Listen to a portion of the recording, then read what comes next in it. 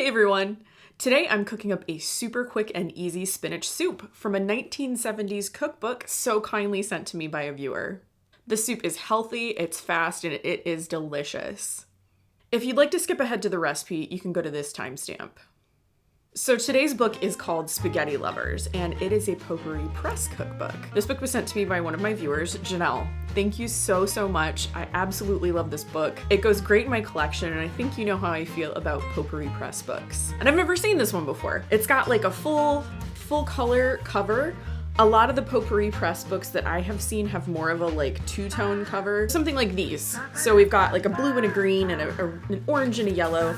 The cover is sort of like the paper quality is like a flat, but it is textured. So this one right here, this is textured, but it's shiny. I don't know if you actually care about any of that, but I'm fascinated by potpourri press. I've been thinking about doing sort of like a deep dive video on that company. If you guys are interested, please let me know in the comments. Otherwise, I'll probably just research it to satisfy my own curiosity. The drawings are classic potpourri press drawings. So it's mostly like a black and white sort of like pen drawing kind of situation. Let me find some of my favorites to show you. Step-by-step instructions on how to cook spaghetti and illustrations. If you don't know how to cook spaghetti, like there you go. It's right there for you. In my Campbell's soup video that I recently did, I did talk about pimentos and how many jars I have purchased since I started doing these videos, and there's like our cute little drawing of a jar of pimentos. Each chapter has a nice little header that is hand drawn. The star of the show, spaghetti. I mean, they get special attention and a very special drawing.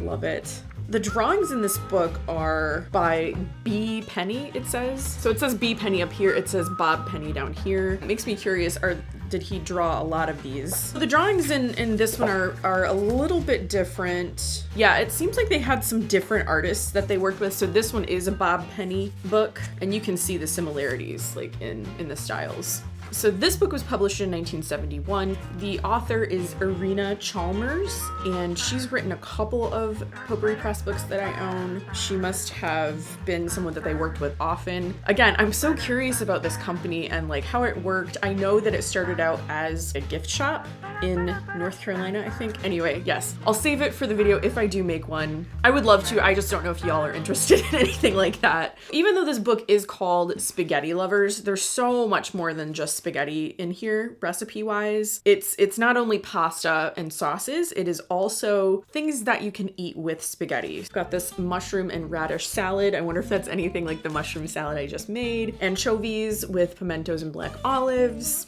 It's more like probably like an Italian cookbook, even more so than it is just a spaghetti cookbook. Look at this asparagus spear, all tied up with a bow for easy gift giving. We have a nice section on flavors of Italy, and please remember this was from 1971. There are probably still a lot of places where something like this would be really special and unusual, and some of these flavors were things that maybe people hadn't tried. So what may seem just kind of pedestrian to us today really probably would have been something special. We've got a spaghetti bolognese here. There's like different meat sauces, spaghetti carbonara, and this is very likely, yeah, it's the one with the whipping cream and the egg yolks and the parmesan cheese. And I know people now are like, that's not real carbonara, but you know what? In 1971, it was real carbonara. And it is a dish that a lot of people like, even if it's not fully authentic. I don't want to shame anybody for eating something that they like, even if it's not completely true to the original recipe. I kind of don't care about that. I don't want to make anybody feel bad for eating what they like and cooking what they like and trying new things. Anyway, on a tangent, I have a lot of strong feelings about people, access to ingredients, access to food in general. We won't get into it now, but I just know that that is something that is very much on my mind when I make these videos. Anyway, I'm not sticking to my list. So I really liked this. We've got a whole list of Italian cheeses. So of course your Parmesan. We've got ricotta, mozzarella, gorgonzola, fontina. I love fontina. I have to share this little note to dieters. I thought this was so funny. 4 ounces of spaghetti, an average serving, contain exactly half the number of calories. Wait, 4 ounces? I thought it was 2. I don't know if they're talking about dried or cooked. Anyway, moving on. 4 ounces of spaghetti, an average serving, contain exactly half the number of calories as the same quantity of roast chicken. So go on a spaghetti diet and just forget the calories in the sauce. There couldn't be that many in the sauce anyway, could there? I like your style, Irina. I like it. This is my feeling too. Go on that spaghetti diet if you want to. So as I mentioned, I'm gonna be making spinach soup. Above that soup is a recipe for stracciatella. I've seen stracciatella recipes that contain spinach. This one does not. I think most stracciatella recipes have eggs in them. So I think that's what makes this one, the spinach soup, different. There's no eggs in this one.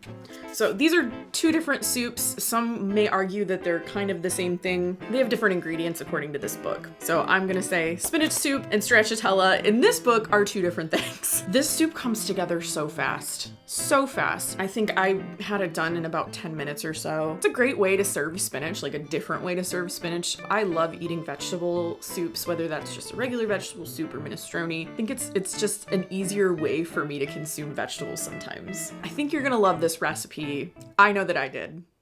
Get ready for some spinach soup. Here we go. This soup is fast. I am impressed. It does not take very long, as long as you have, you know, some of your ingredients prepped, like your spinach. I had to shred this spinach up. I went ahead and just bought a bag of baby spinach and then just sliced it really fine. In the book it says to remove heavy stems. I think that's just when you buy like farm fresh spinach in a bunch. When it's baby spinach, if the stems are not super hard, if they're a little bit tender, you can probably include some of those. A few of you have asked about the knife that I use. It's this one. You might notice that this is kind of small. Sometimes I find it easier to maneuver that particular knife. That is a 5-inch chef's knife, so I like it a little bit better sometimes than a full-size chef's knife, and I can go ahead and link that down below. It's actually not very expensive. In a saucepan, saute scallions in melted butter and add garlic. So I'm gonna start by melting my butter. Boop. I have 3 scallions that I have chopped up here, sliced up. It didn't say to use just the white or just the green, so I did the whole thing. Oh, it smells good already. Of course it does. If you want to make people think that you can cook, saute some onions or scallions or garlic in a little bit of butter or olive oil, and they'll be like, oh, that smells delicious. So I'll go ahead and add my garlic. It just said crushed garlic. It did not say minced garlic. So these are kind of like bigger pieces. Next, it says to add the spinach and let that wilt for a few minutes. And I'm gonna give that a stir. Okay, so it says to cover that and let it wilt. You're looking for the spinach to wilt, but you want it to stay bright green. As I mentioned before, this book was sent to me by a viewer. Thank you so much, Janelle.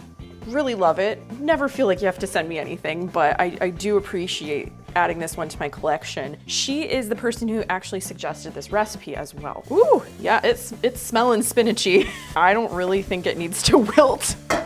More than that, it's still that bright green color, and it is much reduced. This was an entire 8-ounce bag of spinach. I'm cutting the recipe in half, so you need a full pound of spinach if you want to make the full amount of 6 servings. I'm just doing 3 servings. It says to stir in the flour and then add your chicken broth. Add your flour. I'm guessing this is to thicken it up a little bit. It's usually why you would add flour to something like this. We're almost done, folks. Like very, very simple, very few ingredients, and a very fast soup. I'm really going for like the fast recipes lately. Add chicken broth and simmer. Stir that up. So I'm gonna lower that down to a high simmer and let that go for 5 minutes. So our 5 minutes are up. Still a pretty nice green, bright green color. And so now I'm supposed to taste it and see if it needs some salt and pepper. Oh yeah, it could definitely use a little salt. I'm gonna be pretty careful about the salt though, because you are supposed to serve it with some Parmesan cheese on top. And then a little pepper, and we'll taste again. Maybe I went a little hard on the pepper. I don't know. Okay, yep, I added too much pepper. So it's a little on the zesty side. So now it's time to serve myself a little bowl of this and give it a taste. Can't tip it too much.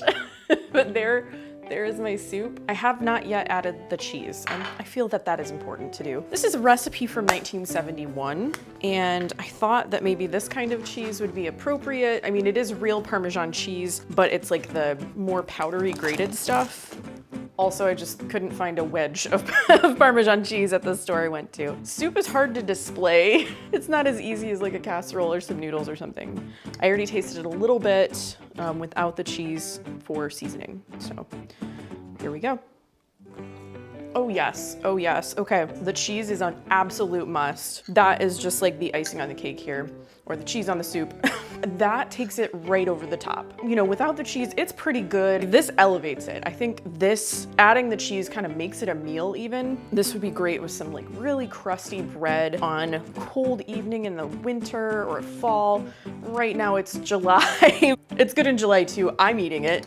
The cheese kind of mixes with the broth and like thickens it a little bit. My advice would be a little bit careful on the salt and pepper, because when you add the cheese, which you must add the cheese, I think, it does add a little bit more of a salty flavor.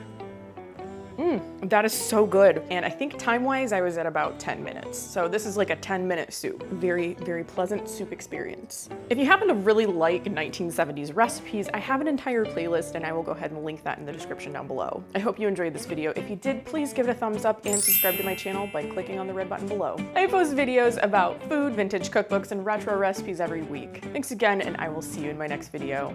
Bye.